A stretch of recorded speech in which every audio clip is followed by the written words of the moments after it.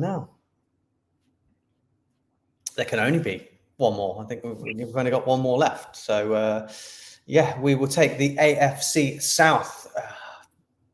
Jacksonville Jaguars. Supposedly, start of the season, owner, best roster we've ever had. Trevor Lawrence got the best chance of winning. He's never had a better offense. Doesn't seem to have gone that way. He lied. What happens here? Do they strip it back? Do they change all the front office? Do they bring in a new GM, head coach? They've now signed Trevor Lawrence to a long-term deal now. The Brian Thomas looks good, but outside of that, I think Evan Ingram's a free agent next year, isn't he? Christian Kirk and Gabe Davis haven't looked fantastic. The defense is very leaky. I think outside of Josh Allen, it's not littered with fantastic names. So where do the Jacksonville Jaguars see their future? I think the Jags are in a little bit of a difficult situation here because they've kind of got names, haven't they? Like the offense, it's kind of like, Gabe Davis, Christian Kirk. They're all kind of names that you sort of think, they should be able to do better than what they are. And they're probably paying them quite a bit of money in order to be there.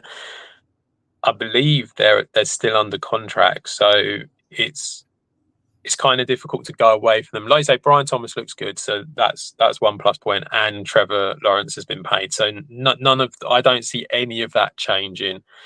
Evan Ingram, he is a free agent, but he's probably the second best receiver on the team. And I feel like although he's getting older, they're probably going to want to bring him back. They have got a bit of money there, so they can do that. I think that their big issues, I think O-line is a massive problem. They cannot get that run game going, and I don't really believe it's at the fault of the running backs, because we did see when they played the Patriots that Tank Bigsby did all right. When they were ahead and you had someone who was a bigger bodied running back, they were okay. The problem is that they always put themselves in positions where they're not protecting Lawrence enough. And I think that the O-line, for that reason, could do with a little bit of help. Cam Robinson is a free agent. Brandon Sheff is a free agent. So you've got a few problems there on the O-line, and they're just not very consistent. So I do feel like you want to improve that. And then secondly, the other thing, and actually, to be honest, probably their biggest need is corner. I think Tyson Campbell is really good, and then there's not really anything else. And that's a real big problem. I don't think Ronald Darby's really done much. Cisco has been pretty poor at safety this season. So, yeah, Darnell Savage is definitely not anything spectacular. So, yeah, there's a few problems in that secondary, and I think that's probably where they need to go. I think they might. Where they are in the draft, I think you say they've not got much money. They have got, so next year they've got 47 million cap space. Okay, we've lost Adam. I'll have to check. I lost you. You're back again. They've got 47 million cap space. So they could bring in corner there, because I think they can really address O-line, can't they? They're in prime position to get Banks or Campbell in the draft. So I don't see why you wouldn't go out and protect your quarterback that you've got now for the next 4 or 5 years. Any chance you can see them trading Travis Etienne? Now Tank Bigsby looks good. Do you think he could be on the hot seat for leaving, or do you think Trevor Lawrence will say no, he's staying where he is? I think he will stay, because I was kind of thinking about this, and Bigsby has only really looked great when they've been ahead. I think to me, it kind of felt like Dearness Johnson was the one who was coming in quite a lot when they were behind and in the passing game, whereas for Bigsby's just just plow through kind of thing. So I think they're going to want to keep someone like Etienne, because I would say Etienne's a better running back than Dearness Johnson. So I'd be surprised if they traded him away. I think he'll probably stick around. Yeah, definitely. O-line for them. They can go out and get one of those tackles that you wanted the Chiefs to do. They were in position. Right, the Indianapolis Colts. Usually their defense is great. Usually I'm always like, O-line's great, defense is great. Can they get it right at quarterback? I think they've got nice pieces at wide receiver. They've definitely got good running backs. Quarterback is struggling.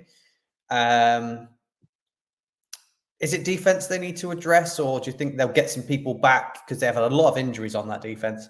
And maybe O-line protect Anthony Richardson a bit more. What's your thoughts on the Indianapolis Colts? Yeah, I'm not too desperate to change much on the O-line. I do think that there does need to be maybe a little bit of protection for Anthony Richardson a bit more, but to a certain degree, I think they've done reasonably okay. I don't think it's the O-line that's necessarily causing the problem. I think it's the quarterback himself that's causing a lot of the issues.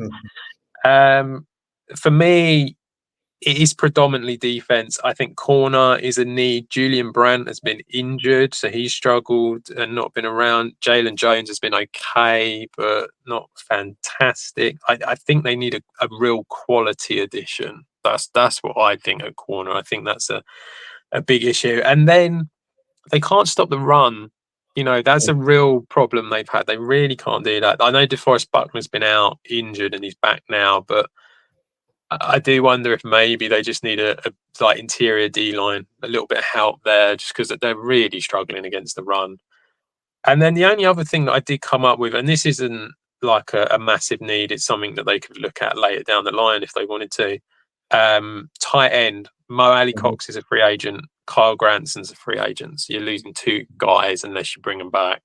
So yeah, you've that's a potential as well. But really, I think a quality corner is probably the biggest need they have. Yeah, I don't think a tight end. It's such a shame we haven't seen anything from Jelani Woods. Obviously, 2 season-ending injuries was a great prospect, but I don't think they can now bank on that. So I think they do need to address the tight end if Mo Alley-Cox out the door. Trouble is, I don't think there's anybody of any merit on free agency in tight end at the end of the season. There's no real big names. It's no one you'd want to go. They do have the money. They have got the money to do it. They got 39 million available, but like you say, who's really going to make a difference? So I do think it's a draft option for them. They'd have to trade for one. Like I said, there's no free agents of any quality. Juwan Johnson, Harrison Bryant. Maybe they go out and say test the waters with the Raiders and see if Michael Mayer is available. I don't know. That might be an option. But, I think. Again, they're going to be in that mix for Colston Loveland. They'll be around that point. I think with the Broncos should be if they want to address it there. But I think they need to look at the defense. I think that's where it struggled a little bit. Maybe at corner. But again, free agency. I think you've probably got better chance in free agency of getting a bigger name at corner than you have elsewhere. So I think maybe that they go corner in free agency and maybe tight end in the draft if they can. Add in the Tennessee Titans, another team with a few holes. The defense has looked like it's playing well at the moment, but they're another team that's on the radar of people wanting to pillage their players come before the free agency deadline this season. Quarterback definitely looks like an area of need, and wide receiver definitely looks like that as well. What are you saying for the Titans? So my main two are quarterback and wide receiver. So yes, quarterback definitely. Will Levis is not it, is he? Let's face it. It's. I think they'll probably continue with him this season because why wouldn't you? You might as well. But I don't think anything's going to get any better. And to be honest, they haven't got anything behind him that's any better either. So I think both of them. So quarterback is a desperate need, and also they're probably going to be in a position, aren't they, to look at getting a decent quarterback. They're currently 4th, so yeah. I mean, I think they're going to be in the position to do that. Wide receiver, obviously DeAndre Hopkins is now gone, but Tyler Boyd is a free agent as well, and also Treylon Burks disappeared off the face of the planet. Well, did he ever appear on the? I think he was there at the very beginning for a little bit, but disappeared completely. They've got Calvin Ridley, so he'll be there. But and Westbrook Akine, of course, he always seems to be there. But they're missing a really good wide receiver, so they need to go out and do something there. And then also the other thing I felt, and this is again on the offensive side, offensive tackle, Latham has looked good. I think that he's been all right. Nicholas Petit-Frere not been brilliant this season, and I think Latham definitely needs a partner on that O-line to really be able to do something. So I think that's a move that they could make. But again, that could be later in the draft. That could be in free agency. But yeah, quarterback, wide receiver are definitely the two biggest needs that they need to go for. Yeah, I think they're going to be at the top of the second, aren't they? So, as I said, maybe an Emory Jones, Cam Williams, something like that's going to be there for them at tackle. But yeah, quarterback's definitely a need. They're going to be one of those teams fighting it out, looking to try and get your Cam Wards, your Jalen Milrose, and your Quinn Ewers, aren't they? That's where they're going to be. So one of them for them for the future, I think. Adam, the last team for us up is the Texans. Not have been as fantastic as we first thought for the season. We thought they were going to come out all guns blazing, look absolutely amazing. Struggled a little bit on that offense. I know they've lost Nico Collins. What do you think the Texans need now to push them into that next level and put them up there with the shout of the Super Bowl?